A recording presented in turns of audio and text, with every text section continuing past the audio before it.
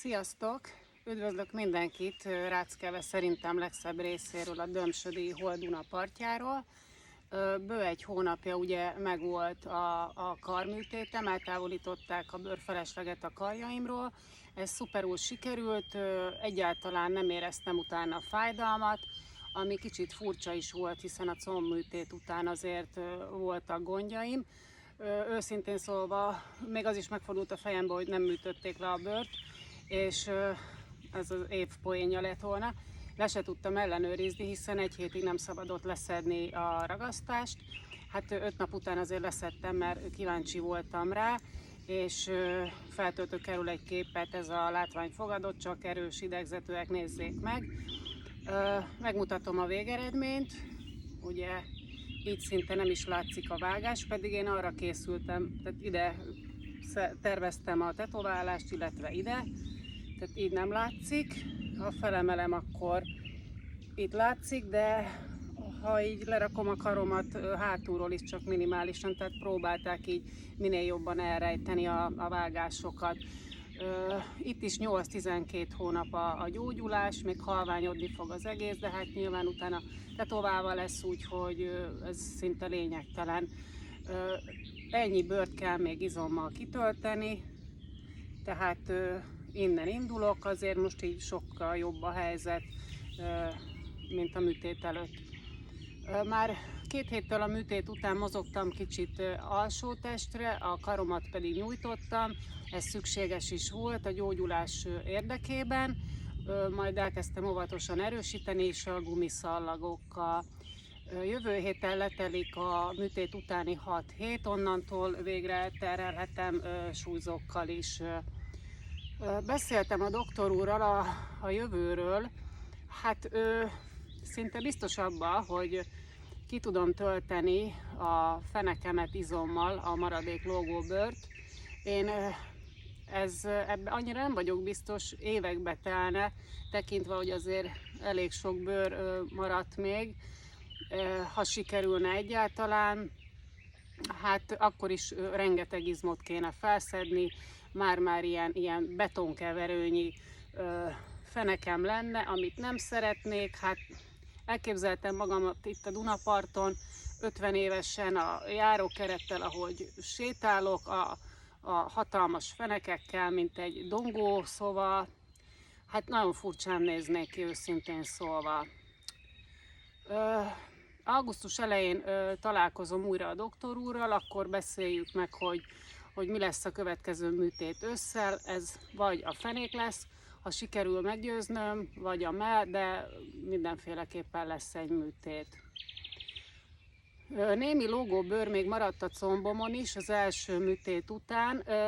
Ez, ha állok, akkor nem látszik, csak hogyha derékszögben van a lábam. A doktor úr viszont ezzel kapcsolatban megnyugtatott, hogyha így folytatom az izomépítést, akkor ezt is ki tudom tölteni izommal, és akkor kifeszül ez a maradék kis lógóbőr.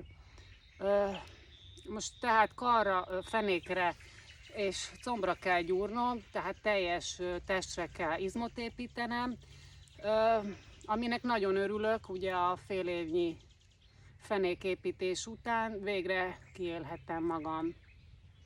Ennek érdekében már 2 hete átálltam a napi 2100 kalóriáról 2400-ra, és már nem 120, hanem 150 g fehérjét tartalmaz ez az étrend.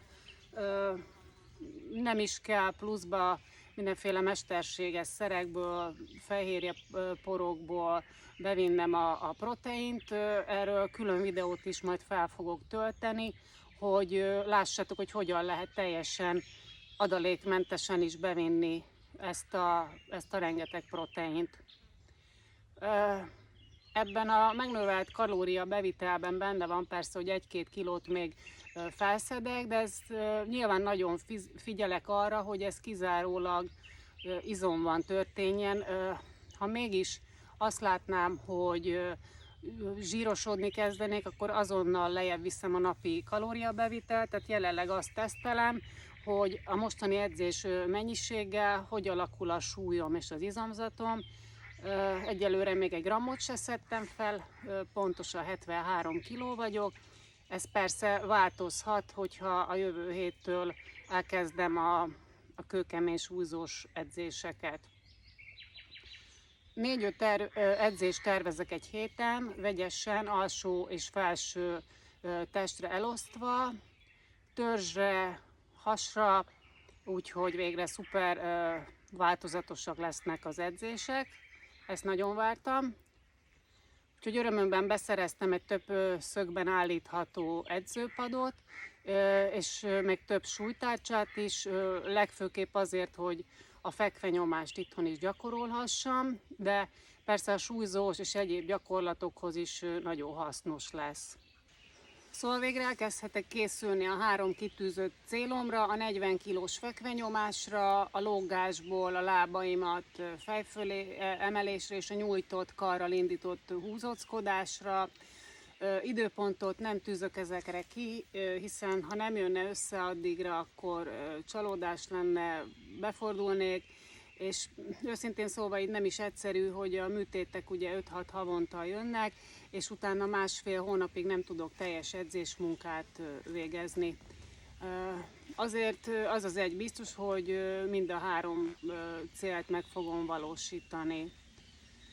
Persze a zárójában azért megjegyzem, hogy egy kicsit nehezebb is a dolgom, mint egy átlagos testalkatú nőnek, hiszen 180 cm magas vagyok, így a végtagjaim is elég hosszúak, tehát jóval nagyobb mozgástartományt kell bejárnom mondjuk guggolásnál, húzóckodásnál vagy a fekvenyomásnál, mintha mondjuk rövidebb karjaim és lábaim lennének. Persze nincs ezzel különleges gond, így még nagyobb kihívást jelentenek számomra ezek a gyakorlatok.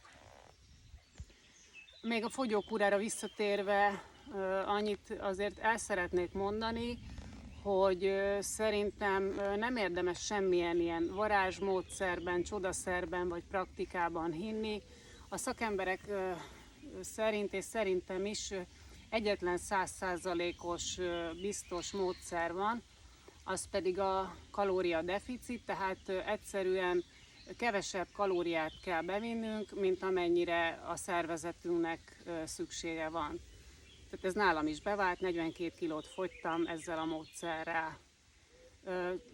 Csak hát kell egy konyhai mérleg, mindent mérni kell gramra pontosan, és számolgatni. Ez egy idő után már napi 5 percet fog igénybe venni, szóval nem olyan nagyon bonyolult.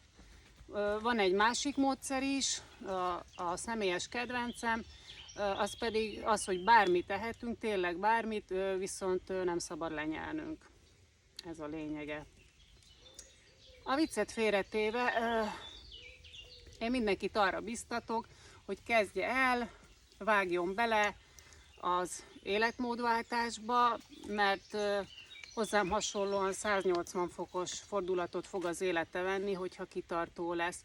Testileg, lelkileg fel fog töltődni, megnő az önbizalma, és rengeteg boldogságot fog hozni a mozgás, a fizikális változás és a céljainak a beteljesítése. Augusztus elején újra jelentkezem, majd a következő műtét előtt, vagy a fenék, vagy a mell. Hát ha tudom, a fenekemet nem vállalja be a doktor úr, majd kicsit könyörgök.